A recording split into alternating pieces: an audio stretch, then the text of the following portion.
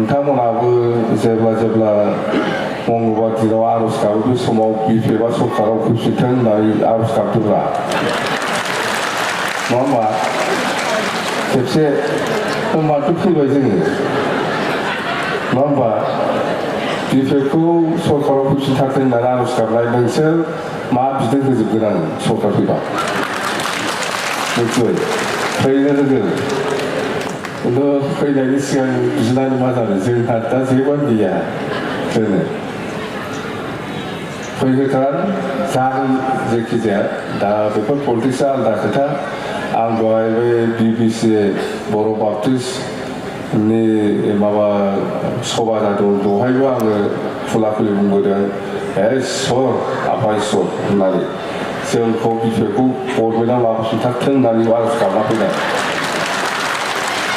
बैयाव भैरबकुन्द समस्यायाव बेखौसो आर'ज गाबना फैनाङा इसोरा दंब्ला बिसास खालामनानै खामानि माव जाफुंसारो होनना बुंदां आरो दिनै फुङावबो आङो खुलुमनासो फैखायो नालाय फुङाव इसर होनना बुंखादों आंनि साननाया मोजां जाफुंदों आरो जों गभर्नमेन्ट दाफिननो हाथारथों इसर बेबायदि खुलुमना फैनांबाय फुङावबो थारमाने दैलि फुङाव आफा इसोरखौ आङो गाबज्रिखायो खेबसे खुलुमखायो आर'ज गाबनानै फैयो आं दा बेखौनो खोन्थादों नंगौखौनो खोन्थादों सानथामनि हाबाफारि लानानै दुलाराय गुदि बाथौ आफादनि दिनैनि बे हांख्रायनानै लेंहरजानाय मानगोनां गासैबो आलासि आरोबाव गुबुन जिल्लानिफ्राय आसामनि गुबुन जिल्लानिफ्राय सफैनो हानाय गासै बाथौ सिबियारि डेलिगेट्स नोंथांमोन आरोबाव आं खोनानो मोन्दों नेपालनिबो बाथौ सिबियारि डेलिगेट्स दंफैयो आरोबाव नागालेण्डनिफ्रायबो बाथौ सिबियारि डेलिगेट्स दंफैयो होननानै बिथांमोननिसिमबो आरो बांलादेशनिबो बाथौ सिबियारि डेलिगेट्स दंफैयो होननानै आं खोनादों बिथांमोननिसिमबो आङो आंनि गोसो गोरबोनि अननाय मोजां मोननाय आरो सिबिनायखौ बावहरग्रोबाय थारैनो आङो गोसोआव जोबोद मोजां मोनदों सानथामनि हाबाफारि लानानै जितु दुलाराय गुदिया बाथौ आफादा बे बाथौ धोरोमखौ हमथानानै लाखिनाय आरो फोजौलांनायनि थाखाय गोबां आयदा एबा आयदाफोर लानानै जिथु सावरायनाय मेल बे मेलाव निस्सय बे धर्मखौ बोरै फोसावनांगौ एबा बे धोरोमखौ बोरै लाखिलांनांगौ बे धोरोमखौ बोरै साबसिननिफ्राय हामसिन खालामलांनांगौ बेफोरनि सावरायनाय आयदाफ्रा निस्सय आफा इसोरनि नाजानायाव बा हेफाजाबाव मोजाङैनो मोजां जागासिनो दं होननानै आंहा फोथायनाय दङ दा जायखिजाया जों जेखि धर्मआव थाया मानो बयहाबो नंगौ सोरबा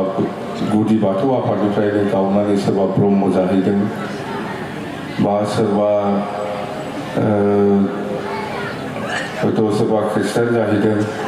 बा हयथ' सोरबाया बिभिन्न धर्मआव बारस्लायदों जेखियानो जाया मानो आंनि बुजिनायाव जोंनि बर' हारिफोरनि बर' जाथिनि माने गुबै धर्म होनोब्ला बयबो बाथौखौनो होननानै सिखार लाग्रो बाथौआनो बर' जातिनि गुदि धोरोम आरो धर्मजों लोगोसे दिनै गुदि बाथौ आफादा गावनि कालचार लेंगुवेज बेफोरखौबो लाखिलांगासिनो दङ होननानै बा आयदाफ्राव सावरायो होननानै आं मिथिगौ दा जेखियानो जाया जायफोर डेलिगेट्स एबा जायफोर बिबानगिरिफ्रा दिनै बे बाथौ धोरोमखौ फोसाबनाय एबा फुवारनायनि थाखाय जायफोरा जाय थांखिफोरखौ लानानै नोंथांमोना खामानि मावगासिनो दङ बियो मोजाङै मोजां जाफुंलांथों आरो गुदि बाथौ आफादा बर'नि गासिबो राव कालचार बा धोरोम बेफोरखौ हमथानानै लाखिनायनि बेलायाव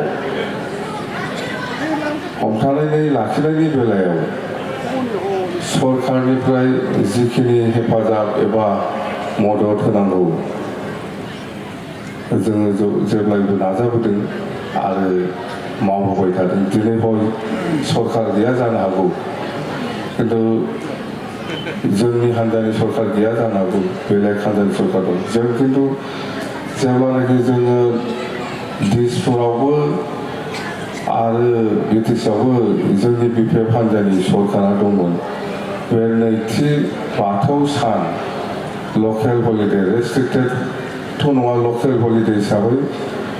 आसाम गभर्नमेन्टखौ मानिहोनाया जोंना बेहायनो दंजोबो। रिहन दैमारि आदामोन दङ बिसोरो मन्थ्रिमोन सौरन बर' बिसोरो एमएलएमोन आब' कमला बिसोरनो मन्थ्रिमोन बा जोंनाव 9 जन 10 जन एमएलए मन्थ्रि दंमोन बे समावनो बे आसाम गभर्नमेन्टखौ बे बाथौखौ मोनसे सिक्रिटि होनो हानाय जादों आरो सरकारा फैफिनोब्ला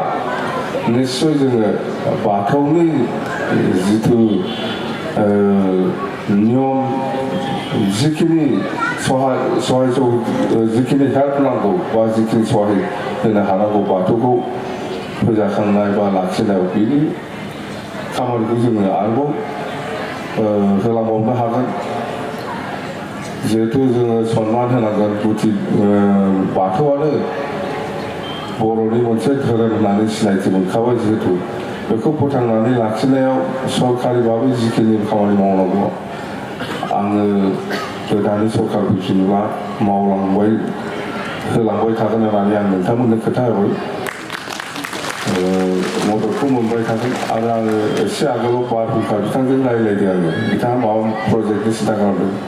देनां सरकारफोर फैबा खालामना होजागोन होननानै आं खोथा होबाय मोनो दे सरकार फैब्लासो खालामना होनो हागोन आङो बेखौ होननानै बुंदों। जायखिजाया फैग्रोथोंसै सरकारा फैया निस्सय गुदि बाथौनि जेसेबां सिबियारिफोर दङ नोंथांमोनाबो जेब्ला मंगलबार दिनाव आर'ज गाबो बे समाव बिपिएफआ सरकाराव फैफिनथों होननानै आर'ज गाबदोंब्ला नङा होमबा खेबसे होमबाथ' फैबाय जोङो नङा होमबा बिपिएफखौ सरकाराव फैफिनथारथों होननानै आर'ज गाबनाय नोंसोर मा बिदों होजोबगोन आङो सरकार फैबा निस्सय